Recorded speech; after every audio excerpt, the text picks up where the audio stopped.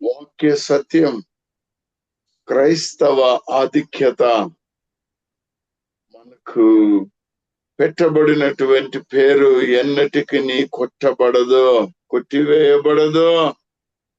ఎన్నటికీ కొట్టివేయబడినటువంటి పేరు పెట్టాడు ప్రియులారా. ఒక్కసారి ఎన్ని నిత్యమైనటువంటి ఆశీర్వాదాలు మనకిచ్చాడో ఏమన్నా ఒకసారి చెప్పగలుగుతారా? నిత్యమైన కృప, నిత్యమైన రక్షణ, నిత్యమైన వెలుగు, నిత్యమైన పేరు 4, నిత్యమైన నిబంధన 5, నిత్యమైన మహిమ 6, నిత్యమైన నివాసము 7, నిత్యమైన తీర్పు 8. ఇంకొక మాటలు కూడా చదవబడిన వాక్యంలో నుంచి, ఆయన వాత్సల్యం కూడా మన ఎడల నిత్యము ఉంది. ఆయన వాత్సల్యం కూడా చూపిస్తూ ఉన్నాడు. ఆయన కృపతో వాత్సల్యం. ఇన్ని గొప్ప కార్యాలు, ఇంత గొప్ప ఆశీర్వాదం, ఎడతెగని పేరు, నిత్యమైనటువంటి పేరు నీకు నాకు పెట్టి, మరి ఆయన ఇన్ని ధన్యతలు ఇచ్చాడు. ఇది మనకు కావాలి అంటే నీవు నేను ఏం చేయాలి మరి? This are all promises. చక్కనైనటువంటి వాగ్దానాల్ని దేవుడు మనకు అనుగ్రహించాడు. యువతి కాలంలో ఈ ధన్యమైనటువంటి కృప, ఆయన ప్రేమ, రక్షణ, ఆయన నిత్యమైన వెలుగు, ఆయన మనకు నిత్యము పెట్టి ఉన్నటువంటి పేరు, ఆయనతోటి నిత్య నిబంధనల్లో పాలిభాగస్థుడు అయిన నీవు నేను ఆయన నిత్య మహిమ భారము కలిగి ఉన్నట్లయితే ఆ నిత్య నివాసమునకు అన్యాయపు సిరిపోయినా వెళ్ళిపోయినా మనకు పరలోకమందు ఒక నిత్య నివాసం ఉన్నది. ఆ తీర్పు తదుపరి మనకు ఆ ధన్యత కలిగి ఉంటాం ప్రియులారా. అందుకనే యువతి కాలంలో నాకు తెలియదు ఏం చేస్తే ఈ ధన్యతను పొందుకుంటామో, లేకపోతే ఈ కృపలో, ఈ ప్రేమలో, ఈ రక్షణలో, ఈ వెలుగులో, ఆయన పేరులో, ఆయనతో చేసుకున్న నిబంధనలో, ఆయన నిత్య మహిమలో మనం ఎలా బ్రతకాలో, ఆ నిత్య నివాసానికి, పరలోకానికి ఎలా చేరుకోవాలనో ఒక మాటని దేవాతి దేవుడు నాకు అనుగ్రహించి ఉన్నాడని ఆశపడుతూ ఉన్నాను పిల్లలు. ఆ మాట చాలా ప్రముఖమైనటువంటిది, ధన్యమైనటువంటిది పిల్లరా.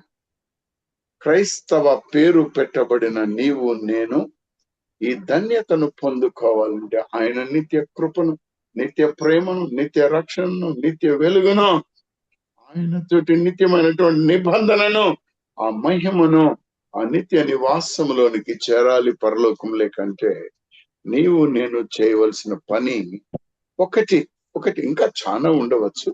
ఒక పనిని మనము ఈ ఉదయ కాలంలో ధ్యానం చేసుకుందామని ఆశపడుతున్నాను. మీరు ఈ నిత్యమైన కృప, ప్రేమ, రక్షణ, వెలుగు, పేరు, నిబంధన, మహిమ, నిత్య నివాసం కావాలని కోరుకుంటున్నట్లయితే ఈ ఒక వాక్యాన్ని నేను మిమ్మల్ని గమనించమని యేసుక్రీస్తు ప్రభువు నామమున ఆహ్వానిస్తున్నాను. దానికి మీరు సిద్ధమా? సిద్ధమేనండి. హల్లెలూయా. ఒకరా, ఇద్దరా, ముగ్గురా, అందరా? ఆమేన్. దేవునికి స్తోత్రం. కొరింథీయులకు వ్రాసిన మొదటి పత్రిక 10వ అధ్యాయము 31 నుంచి 33 వరకు ఒకసారి చదువుకుందాం. కొరింథీయులకు రాసిన మొదటి పత్రిక 10వ అధ్యాయము 31 నుంచి 33 వరకు తల్లి. కాబట్టి మీరు భోజనము చేసినను పానము చేసినను మీరేమి చేసినను మీరు ఏమి చేసినను సమస్తమును దేవుని మహిమ కొరకు చేయుడి. సమస్తమును దేవుని మహిమ కొరకు చేయుడి. యూదులకైనను గ్రీసు దేశస్థులకైనను దేవుని సంఘమునకైనను అభ్యంతరము కలగజేయకుడి. ఇలాగు నేను కూడా స్వప్రయోజనమును కోరక అనేకులు రక్షింపబడవలెనని వారి ప్రయోజనమును కోరుచు అన్ని విషయములలో అందరినీ సంతోషపెట్టుచున్నాను. ఆమేన్. ప్రియమైనటువంటి వారులారా, చదవబడిన వాక్యములో 3 కోణాలని మనం గమనించవచ్చు. ఏమిటి? మీరు ఏమి చేసినను సమస్తమును దేవుని మహిమ కొరకు చేయుడి. సమస్తమును దేవుని మహిమ కొరకు చేయుడి. ఈ మాటలో ఇంకొక మాట చెప్తూ ఉన్నాడు భక్తుడు. అయ్యా, స్వప్రయోజనము కోరక అనేకులు రక్షింపబడవలనని వారి ప్రయోజనము కోరుచు అన్ని విషయములలో అందరినీ సంతోషపెట్టుచున్నా. ఈ సంతోషము ఏమిటి అనంటే ఆయనే ఈ మాటలను పాటిస్తూ ఉన్నాడు. తను పాటిస్తున్నటువంటి మాటలను నీకు నాకు తెలియచేస్తూ ఉన్నాడు. ప్రియులారా, ఈ మాటను కావాలంటే 11వ అధ్యాయంలో, మొదటి కొరింథీయులకు రాసిన పత్రిక 11వ అధ్యాయంలో ఒక మాటని చూద్దాం. మొదటి వచనము నుంచి, నేను క్రీస్తుని పోలి నడుచుకొనుచున్న ప్రకారము, నేను క్రీస్తుని పోలి నడుచుకొనుచున్న ప్రకారము మీరును నన్ను పోలి నడుచుకొనుడి. మీరును నన్ను పోలి నడుచుకొనుడి. మీరు అన్ని విషయములలో నన్ను జ్ఞాపకము చేసుకొనుచు నేను మీకు అప్పగించిన కట్టడలను గైకొనుచున్నారని మిమ్మును మెచ్చుకొనుచున్నాను. అంటే ఇక్కడ ఆయన మరి మనకు చెప్తున్నటువంటి మాటలు అంటే ఏం మాటది? స్వప్రయోజనమును కోరక, లేకపోతే తన సొంత ప్రయోజనమును కోరక, ఇతరుల కొరకు అనేకులు రక్షింపబడాలి అనేటువంటి దాని కొరకు ఆయన ఏం చేస్తున్నాడమ్మా?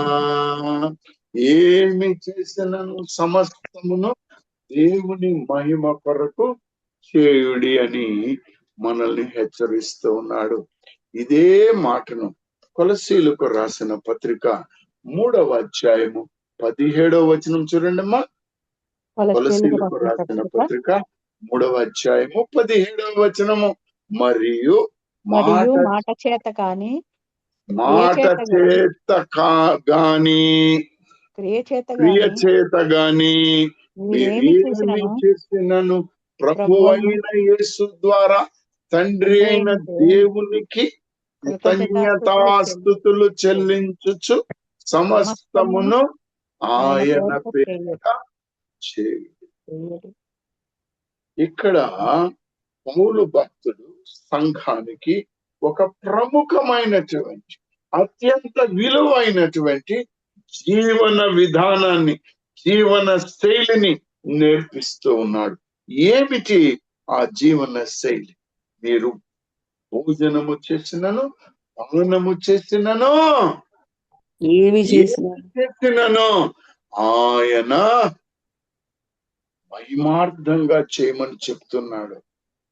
స్వప్రయోజనం కాదు.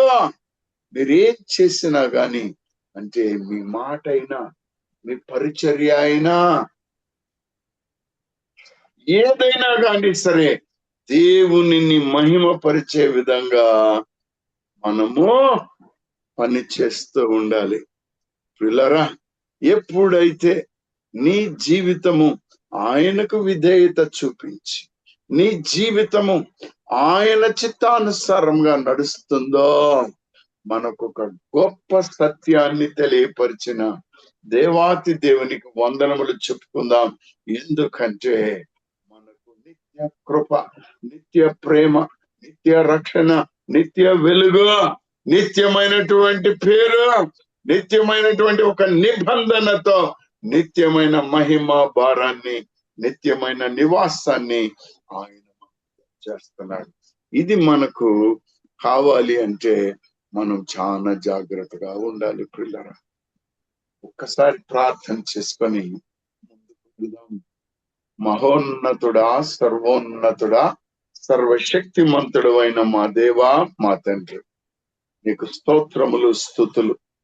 నాయనా, ఈ కాలంలో మాకు మీరిచ్చిన బహుమానము అయ్యా, అత్యంత విలువైన వరము, ఎవ్వరు ఈ లోకములో దయచేయలేనటువంటి ఘనత భాగ్యాన్ని మీ వాత్సల్యముతో, మీ కృపతో అర్హత లేని మాకు దయచేశారు. ఒక చిన్న పని చెప్పారు, అయ్యా మీకు ఇన్ని ఇస్తున్నాను కదా, మరి మీరు ఏది చేసినా దేవుని మహిమ కొరకు చేయండి, ఏది చేసినా దేవుని మహిమ కొరకు చేయండి అనేటువంటి ఈ మాట మీద మేము ధ్యానము చేయించుండగా మీ పరిశుద్ధాత్మ అభిషేకముతో నన్ను మీ సిలువ చాటున మరుగుపరిచి మాట్లాడి ప్రతి బిడ్డను ఉత్తేజపరచి, ప్రభువా అట్టి ధన్యమైన జీవితమును మా అందరికీ దయచేయమని పరిశుద్ధాత్మ దేవా మీ సహవాసముతో, మీ అభిషేకముతో, మీ నడిపింపుతో అట్టి ధన్యమైన జీవితము మాకు దయచేయమని యేసు క్రీస్తు ప్రభు పరిశుద్ధ ప్రశస్తమైన నామమున బ్రతిమలాడి వేడుకొనుచున్నాం మా తండ్రి. ఆమేన్. ఆమేన్. ప్రియమైనటువంటి వారులారా, చక్కనైనటువంటి మాటలు మనము విని ఉన్నామా? ఈ లోకం మనకు చాలా సార్లు అనేకమైనటువంటి లక్ష్యం గురించి చూపిస్తుంది. నేను 10th క్లాస్ పాస్ అయితే చాలు అన్నప్పుడు మరలా ఇంటర్మీడియట్, దాని తర్వాత డాక్టర్, దాని తర్వాత ఇంజనీర్, దాని తర్వాత ఉద్యోగం, దాని తర్వాత మంచి పెళ్లి, దాని తర్వాత మంచి ఇల్లు, దాని తర్వాత మంచి బిడ్డలు, దాని తర్వాత బిడ్డల సెటిల్మెంట్, దాని తర్వాత కుటుంబ సెటిల్మెంట్, దాని తర్వాత ఆరోగ్యం. ఎన్ని వీటన్నిటికన్నా అత్యంత గొప్పది ఆయన కృప, ఆయన ప్రేమ, ఆయన వాత్సల్యము, ఆయన రక్షణ, ఆయనతో నీకు నాకు ఉన్న నిబంధన. హల్లెలూయా. నిబంధన నీవు ఆయన కట్టినటువంటి నిత్య నివాసములో, పరలోకములో ఆయనతోటి జీవించడమే, ఆయనతో నివాసం ఉండడము, నిత్య నివాసములో ఉండడం ప్రియులారా. అందుకనే ఈ మాట చెప్తూ ఉన్నాడు, మీరు భోజనము చేసినను, పానము చేసినను, మీరేమి చేసినను సమస్తమును దేవుని మహిమ కొరకు చేయుడి. ప్రియులారా, ఈ అధ్యాయంలో మొదటి భాగములో దేవాతి దేవుడు మనకు స్వాతంత్రాన్ని ఇచ్చాడు, ఏమేమి చేయాలను అని స్వాతంత్రం ఇచ్చాడు. కానీ ఈ స్వాతంత్ర్యమో ఎంత వరకు చేయాలనో ఇక్కడ పౌలు భక్తుడు నీకు నాకు చెప్తూ, నేను క్రీస్తుని పోలి నడుచుకొనుచున్న ప్రకారము మీరును నన్ను పోలి నడుచుకుని. ఒక మాట అడగమంటారా? ఇక్కడ ఒక మాట అడగమంటారా? అమ్మా, నీ పిల్లలకి, నీ భర్తకి, నీ భార్యకి నువ్వు చెప్పగలవా, అయ్యా నేను క్రీస్తుని పోలి నడుచుకుంటున్నాను, నన్ను పోలి నువ్వు నడుచుకోమని చెప్పగలవా? ఏమ్మా, చెప్పగలవా? చెప్పలేవా? చెప్పగలమండి. దేవునికి స్తోత్రం. ఆ ధన్యత నీకున్నట్లయితే నీవు దేవుని చేత ఆశీర్వదించబడ్డావు, ఆయన కృపలో జీవిస్తావు, ఆయన ప్రేమను పొందుకుంటావు, ఆయన ఇచ్చిన రక్షణ పొందుకుంటావు, ఆ నిత్యమైనటువంటి వెలుగుకి పాత్రురాలుగా, పాత్రుడుగా ఉంటావు. ప్రియమైనటువంటి వాళ్ళ మనకు ఒక మాట చెప్తూ ఉన్నాడు ఆయన. అందుకే పేతురు భక్తుడు మొదటి పేతురు పత్రికలో 4వ అధ్యాయం 11వ వచనంలో ఒక మాట రాస్తాడు చూడండి. 1 పేతురు 4వ అధ్యాయము 11. ఒకడు బోధించిన ఎడల ఆ. దైవోక్తులను బోధించినట్లు బోధింపవలెను. ఉం. ఒకడు ఉపచారము చేసిన ఎడల దేవుడు అనుగ్రహించు సామర్థ్యము కొద్ది చేయవలెను. ఇందువలన దేవుడు అన్నింటిలోనూ యేసుక్రీస్తు ద్వారా మహిమ పరచబడును. యుగ యుగములు మహిమయు ప్రభావమును ఆయనకుండును గాక. ఆమేన్. ఇక్కడ ఒక మాటని నేను అడుగుతూ ఉన్నాను. ఏమిటి? ఒకడు బోధించినను దైవోక్తులను బోధించినట్లు బోధింపవలెను. ఒకడు ఉపచారము చేసిన ఎడల దేవుడు అనుగ్రహించు సామర్థ్యము నుండి చేయవలెను. దేవుడు అన్నిటిలోనూ యేసుక్రీస్తు ద్వారా మహిమపరచబడును. నీవు ఈ దినం ప్రత్యేకంగా ఈ దినం ఆయన మహింపరిచే కార్యం ఏం చేశావు బ్రదర్? ఈ రోజు ఇప్పుడే కదా ప్రారంభమైంది, ఆదివారం. ఏమన్నా నిన్నటి గురించి అడుగు. సరే, నిన్న ఏం చేశావు? నిన్న దేవునిని మహింపరిచే కార్యం ఏం చేశావు? మొన్న ఏం చేశావు? ఈ మొదటి 2 వారాలలో ఏం చేశావు? నిన్ను నీవు ప్రశ్నించుకోవాలి. ప్రియమైన వారులారా, దేవునిని నీవెందుకు మహిమపరచాలో, నీ ప్రతి క్రియలో ఎందుకు నీవు విధేయత చూపాలో ఒకవేళ నీకు తెలియాలి అంటే, ఈ భూమి, దాని సంపూర్ణత, లోకము, దాని నివాసులు ఎవరివి? యెహోవావి. ఏమా యెహోవావి. అంటే నువ్వెవరివి? యెహోవావి. హల్లెలూయా. యెహోవా సొత్తు. కీర్తన 24:1 అధ్యాయంలో ఈ మాట చక్కగా రాశాడు ప్రియులారా. కాబట్టి నువ్వు యెహోవా సొత్తు. ఆయన కృప వల్ల బ్రతుకుతున్నావు, ఆయన వాత్సల్యం వల్ల బ్రతుకుతున్నావు, ఆయన ప్రేమ వల్ల బ్రతుకుతూ ఉన్నావు. మరి నీవెక్కడుంటున్నావు? ఆయనకు సమర్పించుకోకుండా, ఆయనను మహింపరచకుండా నువ్వెక్కడున్నావు?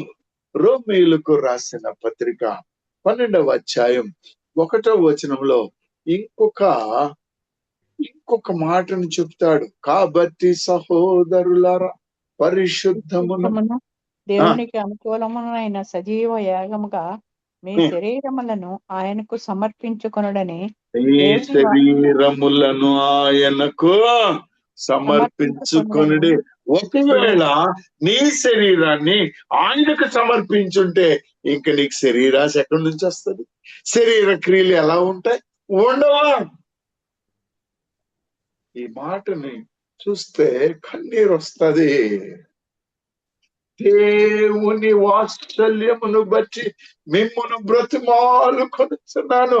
అట్టి సేవ, ఇట్టి సేవ మీకు యుక్తమైనది అంటాడు. పిల్లరా, నీ శరీర అవయవములను నీవెవరికి అప్పగిస్తున్నావో, ఏం చేస్తున్నావో నాకు తెలియదు. దేవాతి దేవుడు నిన్ను కేవలము ఒక పేరు లేని వాడిగా పుట్టించలేదు. ముందుగా ఎరిగాడు, నిన్ను పిలిచాడు.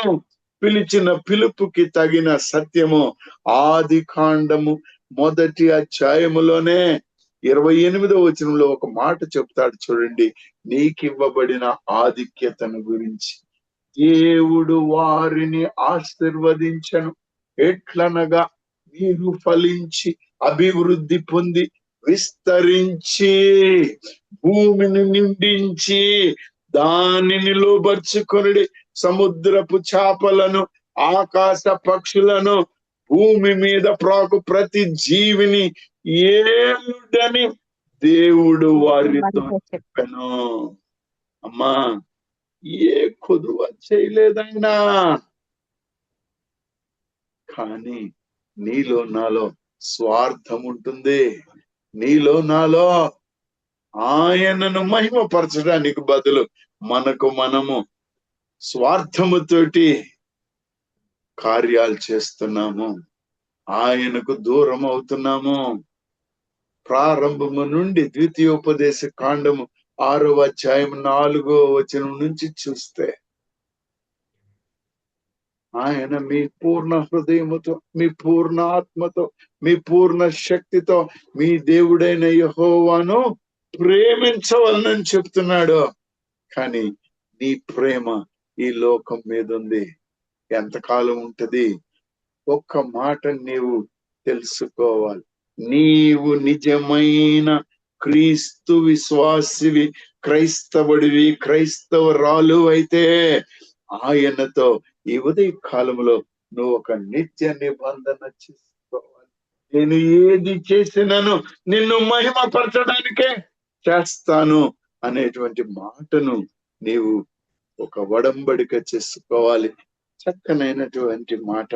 యెషయా గ్రంథం 43వ అధ్యాయం 7వ వచనంలో ఈ మాటను రాస్తారు. ప్రియులారా, నా మహిమ నిమిత్తము నేను సృజించిన వారిని, నా నామము పెట్టబడిన వారిని అందరినీ తెప్పించము.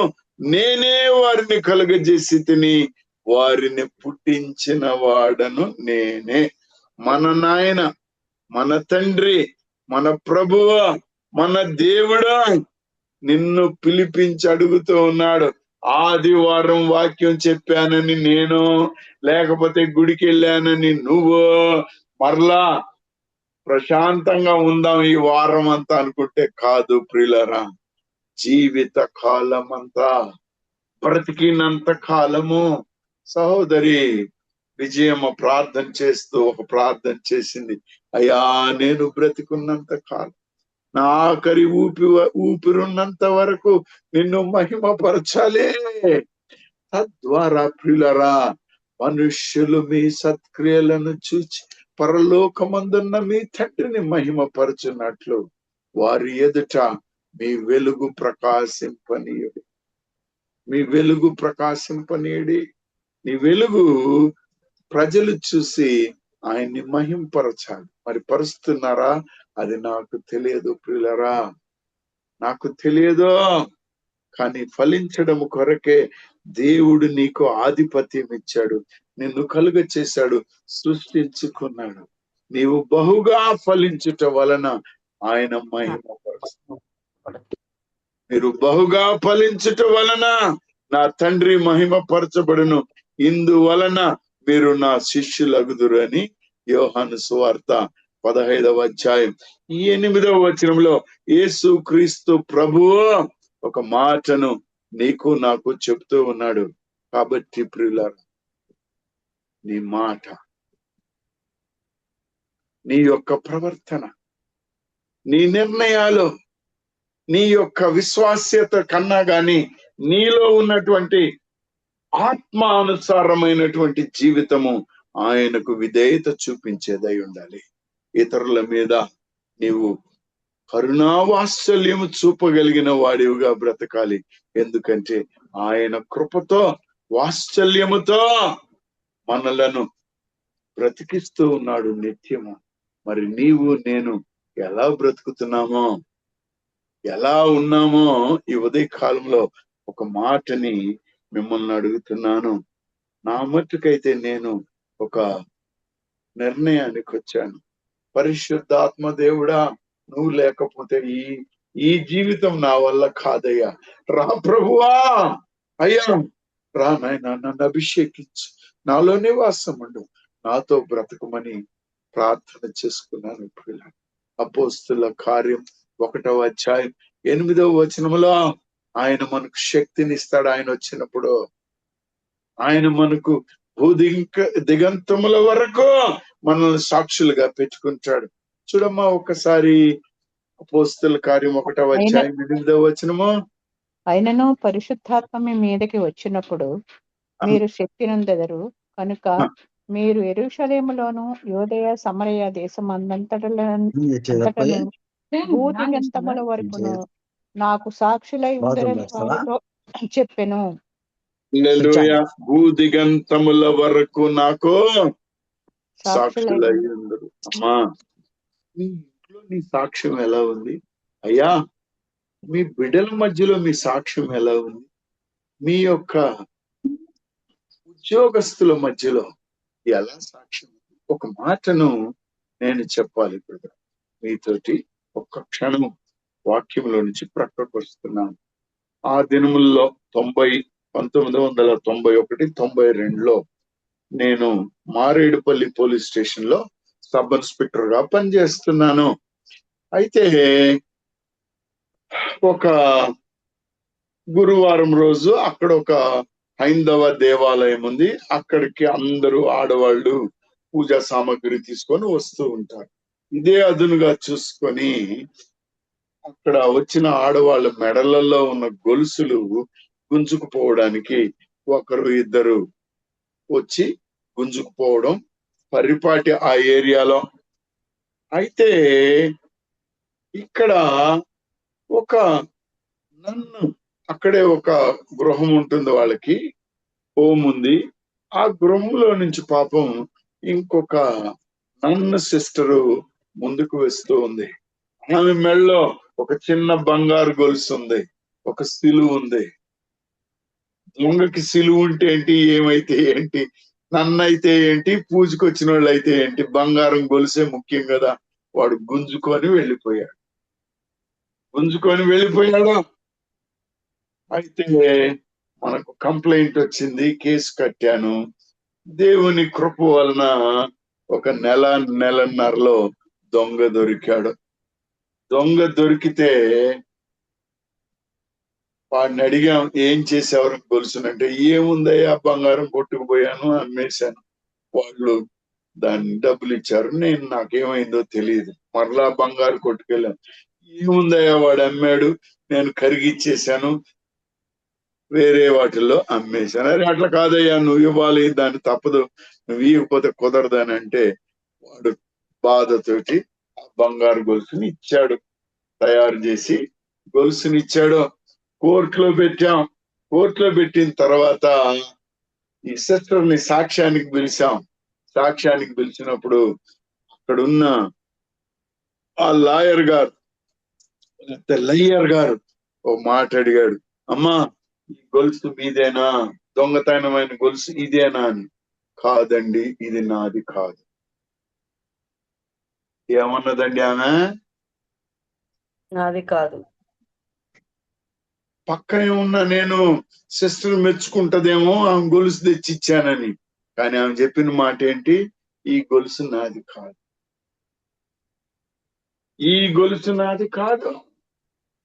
పక్కకు పిలిచి ఒక మాట చెప్పానంటే, అమ్మా ఇది నీది కాదంటే ఈ గొలుసు నీకు ఎవరో పోద్ది, నీ గొలుసే ఇది, కరిగిచ్చేసిన గొలుసుని మేము చేసుకొచ్చామనంటే ఆమె నవ్వుతూ ఒక మాట అన్నది, ఏది ఏమైనా కరిగిచ్చేసి ఉండొచ్చు, అయితే ఇది నాది కాదు కదా, అబద్ధం ఎందుకు చెప్తాను నేనని చెప్పి, గొలుసు పోద్దమ్మా, పోతే పోనీయండి అన్నది. ప్రియమైన ఆమె పట్టుదల ఈ దినం వరకు నేను మర్చిపోలేను.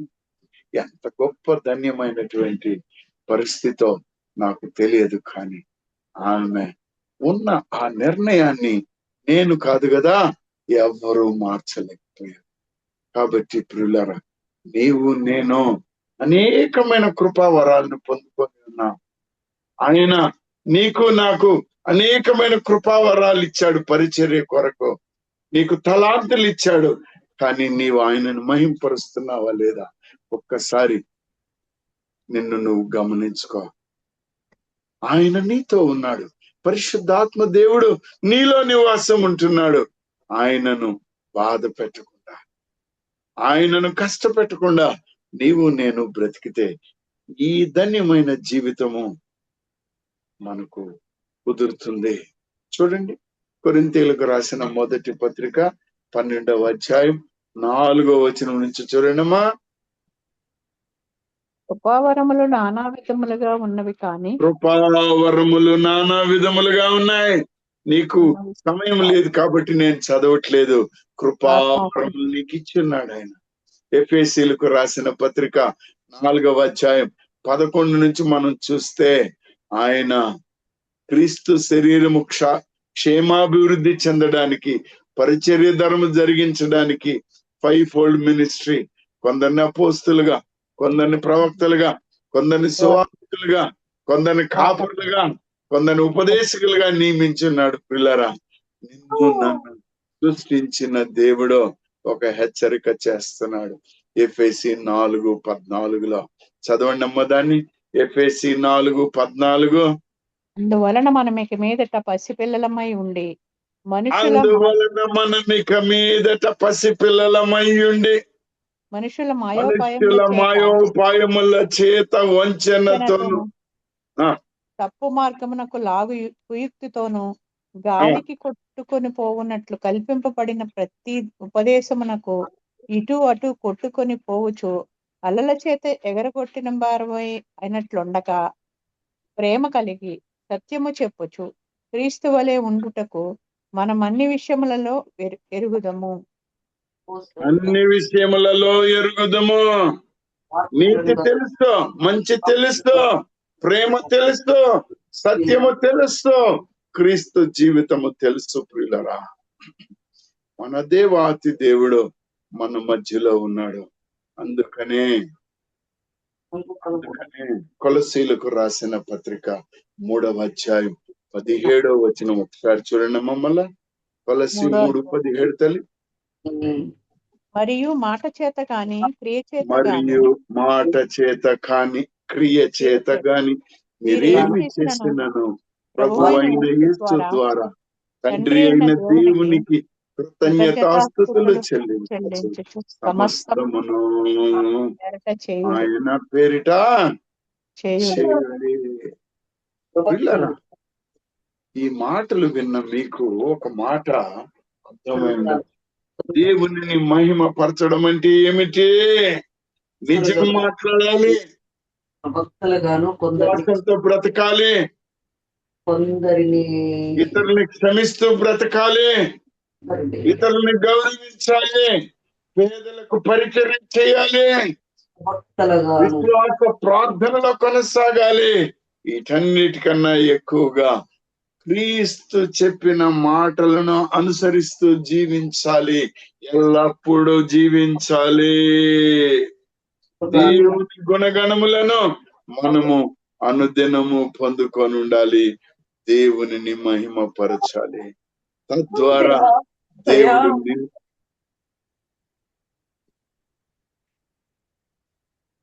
అమ్మా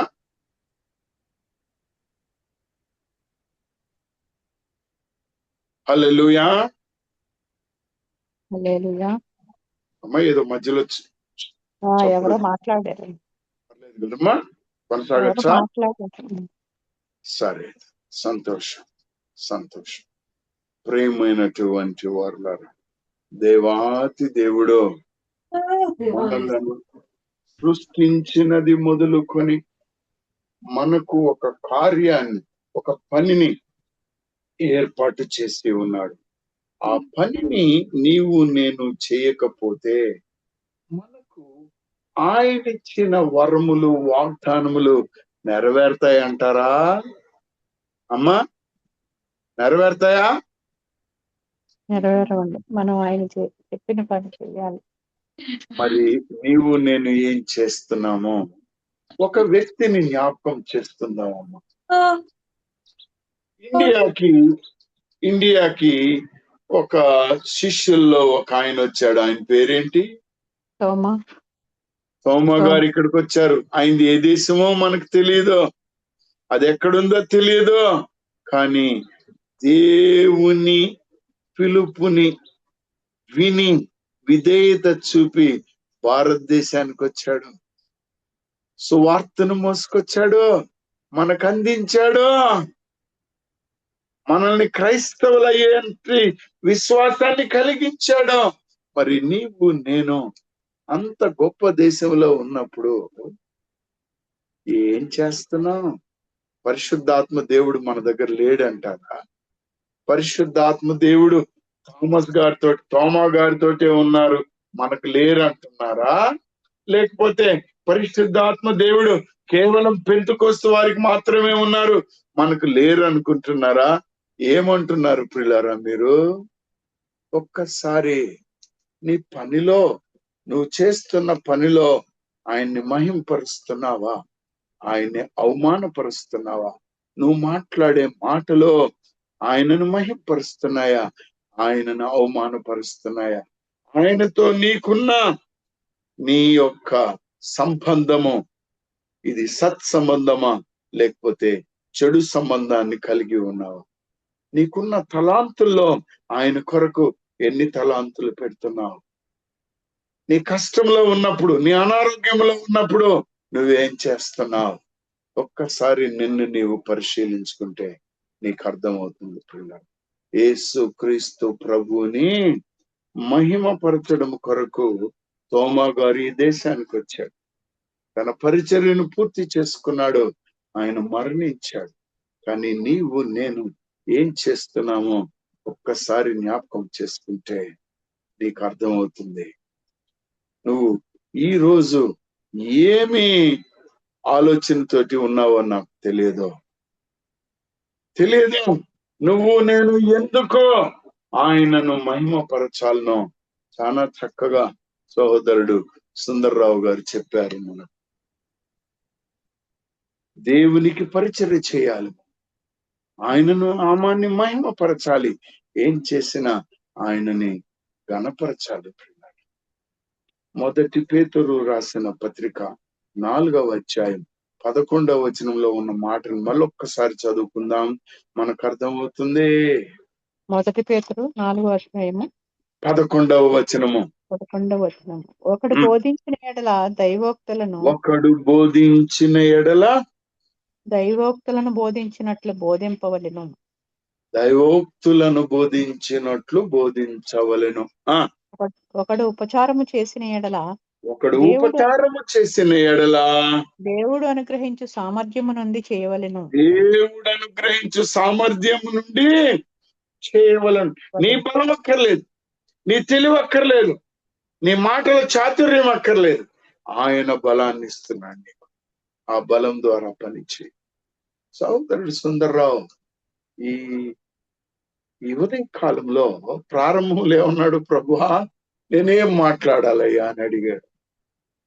ప్రభువా నాకు మాటలు దయచేయమన్నాడు. పిల్లరా, బైబిలులోని సారాంశము మొత్తమా ఈ ఉదయ కాలపు మాటలలో దేవుని కృప అంటే ఏమిటి, దేవుని వాత్సల్యం అంటే ఏమిటి, తన బిడ్డలకు ఆయన దయచేసేటువంటి ఆ గొప్ప వరం ఏమిటి, మరి ఎవరు ఇవ్వలేనటువంటి విలువ అయినటువంటి ఆ బహుమానం ఏమిటో ఎంత చక్కగా వివరించాడు. 10-15 నిమిషాలలో, 20 నిమిషాలలో. ఇంతకంటే ఇంకేమి తోడ్పాటు కావాలి? ఇదే కదా ఆయన నామాన్ని మహిమపరచడం అంటే. ఆయనను చూస్తూ ఇన్ని సంవత్సరాలుగా కొనసాగుతున్న మనము ఎలా బ్రతకాలి? పేతురు అంటాడు, నన్ను చూచి నడుచుకొనుడే, నేను క్రీస్తుని పోలి నడుచుకొనున్నట్లు నన్ను చూచి నడుచుకొనుడి. ప్రియులారా, ఈ ధన్యమైన జీవితము ఒక్కసారే మనకు వస్తుంది, మరలా రాదు. Only one time, no other things. అందుకే ఒక మాటను చెప్తారు పిల్లరా, think big, do big. Think big. మీ యోచనలు పెద్ద వాటిని ఆశించండి, కానీ క్రీస్తు కొరకు గొప్ప వాటిని చేయండి అని చెప్తారు. ఈ జీవితం ఒక్కసారే, ఈ జీవితం ఉన్నంత వరకే నీవు నేను ఆయనను మహింపరచగలుగుతాం. అందుకే చెప్తాడు, మీరేమి చేసినను దేవుని మహిమార్థముగా చేయమని చెప్తున్నాడు. అందుకే రోమీయులకు రాసిన పత్రిక 11వ అధ్యాయం 36వ వచనంలో ఉన్న మాటని ఒకసారి చూస్తారమ్మా. రోమీయులకు రాసిన పత్రిక 11వ అధ్యాయం 36వ వచనము. ఆయన మూలమునను ఆయన ద్వారాను ఆయన నిమిత్తమును సమస్తమును కలిగి ఉన్నవి. ఆయన నిమిత్తమును సమస్తమును కలిగి ఉన్నవి అంటే నీవు నేను ఆయన కొరకున్నట్ట లేదా? ఆయననే మహిమపరచాలి, ఆయననే ఘనపరచాలి. కానీ నిన్ను నీవు ఒక్కసారి యోచించు. నీ పనులు, నీ మాటలు, నీ క్రియలు, నీ జీవితము ఆయన్ని మహిమపరుస్తుందా, లేకపోతే నీ స్వార్థం కొరకు నీవు బ్రతుకుతున్నావా? ఒక్కసారి ఆలోచించుకో, ఒక్కసారి నిన్ను నువ్వు పరిశీలించుకో. మార్పు చెందడానికి ఇది ఒక గొప్ప సమయము, తరుణము. ప్రియులారా, మనం విన్నటువంటి వాక్యము మన జీవితాన్ని ఈ ఉదయ కాలంలో మారుస్తుందని నేను నమ్ముతున్నాను, గట్టిగా నమ్ముతున్నాను. ఎందుకంటే దేవాతి దేవుడు పరిశుద్ధాత్మ ద్వారా చక్కనైన బహుమానాలు మనకేమున్నావో మాట్లాడాడు. ఆ బహుమానములో, ఆ వరములో నీకు నాకు కావాలంటే మనం అందరము కూడా ఒక మాటను గుర్తుపెట్టుకోవాలి. నిర్జీవమైనటువంటివి ఈ లోకంలో ఉన్నటువంటి ధనాశ, లేకపోతే నిర్జీవమైనటువంటిది ఈ శరీరాశ, నిర్జీవమైనటువంటిది ఈ అహంకారము. కానీ ప్రియులరా, సజీవమైనటువంటిది, నిత్యమైనటువంటిది ఆయన కృప, ఆయన వాత్సల్యము, ఆయనిచ్చు బహుమానము. మన ద్వారా దేవుడు మహిమ పొందాలి. ఈ సందేశం నీకు నాకు ఒక మాటను నేర్పించాలి. నా జీవితం ఎలా ఉంది, నా పిల్లల జీవితం ఎలా ఉంది, నా హృదయంలో ఏముంది, నేను దేవుని మహిమ కోసం ఉన్నానా, నా సొంత పనుల కోసం ఉన్నానా అనేటువంటిది తెలుసుకోవాలి. దేవుని నుండి గొప్ప కార్యాలని ఆశించే మనము దేవుని కొరకు గొప్ప కార్యాలను ప్రయత్నించాలి. అంటే మన జీవితంలో ఏ భాగమైనా గాని ఆయన లేకుండా లేదో, సర్వము ఆయనకే చెందినటువంటివి. మన ఆరాధన, మన మాటలో, మన పని, మన కుటుంబము, మన సేవ, మన ఆలోచనలు అన్ని ఆయనను ఘనపరచాలి. మనం ఏం చేసినా అన్నిటినీ దేవుని మహిమ కొరకు చేయాలి. నీవేం చేస్తున్నావో, రక్షణ పొందిన నీవు, ఆయన నిబంధనలో ఉన్నాను అనుకుంటున్న నీవు, మరి నిత్య మహిమ భారము కలిగి ఉన్నావా లేదా? నిన్ను నీవు ఒక్కసారి పరిశీలించుకునే సమయం, నిన్ను నీవు పరిశీలించుకో. బైబిల్ అయితే సుస్పష్టంగా చెప్తుంది, మీరేమి చేసినా అన్నిటినీ దేవుని మహిమ కొరకు చేయండి అంటుంది. దేవుని మహిమ కొరకు చేయండి అంటుంది.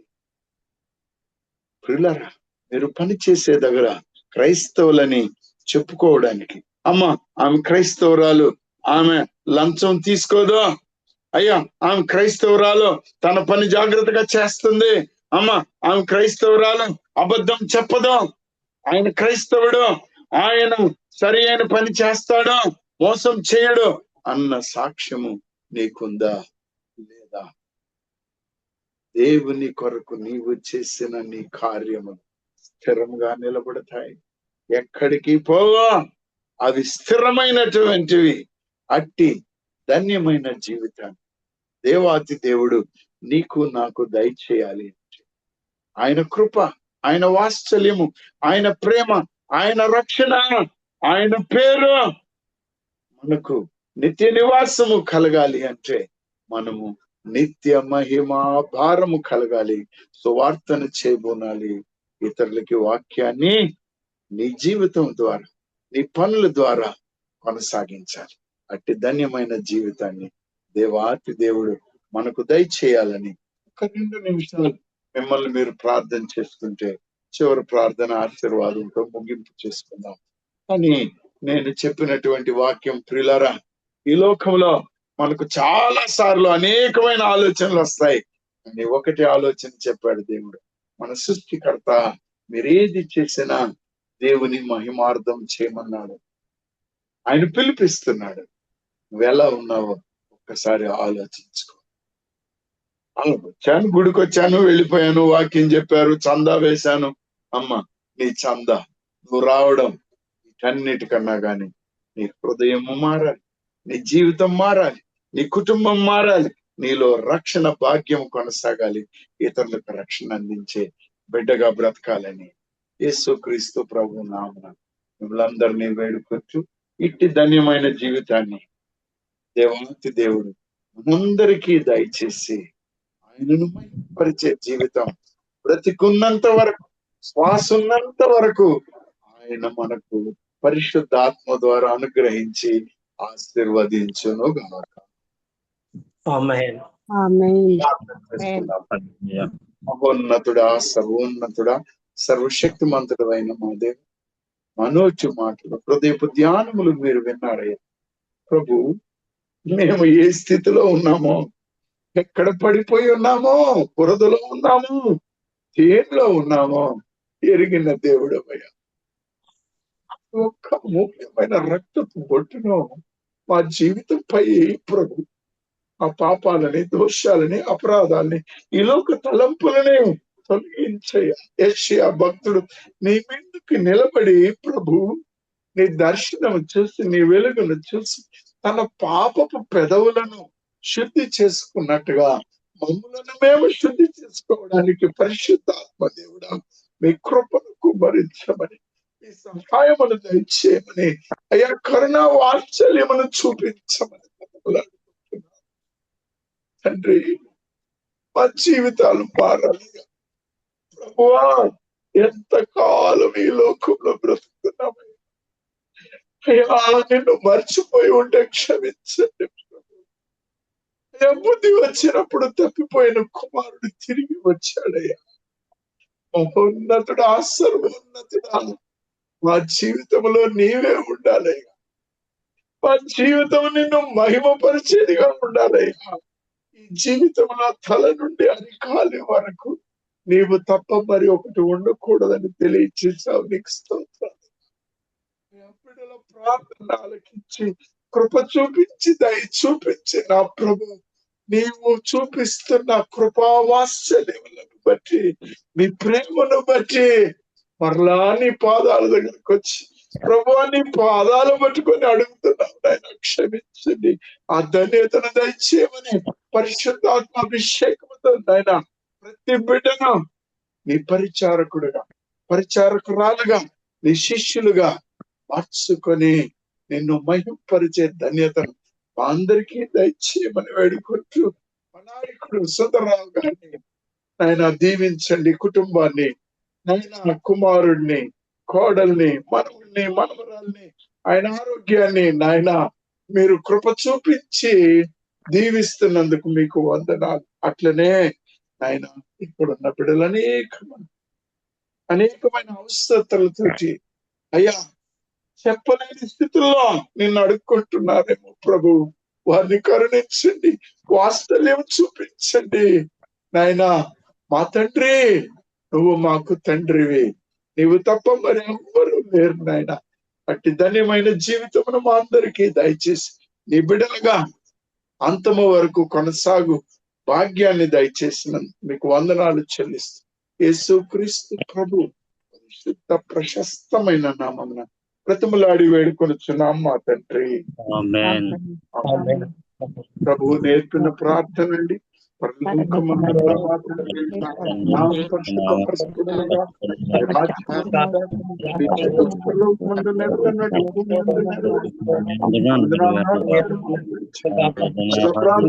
చేసిన వారిని క్షమించండి, క్షమించండి.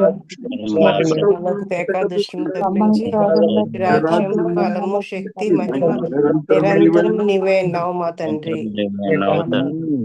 దేవుడే గారు ఆశీర్వాదం ఇస్తారు. తండ్రి దేవుని ప్రేమ, కుమారుడైన యేసు క్రీస్తు కృప, పరిశుద్ధాత్మ యొక్క అన్యోన్య సహవాసం ప్రభువును ప్రేమించే ప్రతి బిడ్డకి, మరి ముఖ్యంగా నీ సందేశించిన నీ దివ్య దాసునికి, వారి కుటుంబాలకి, అలాగే మన ముఖ్యంగా ప్రభు రాకడకు చూస్తున్న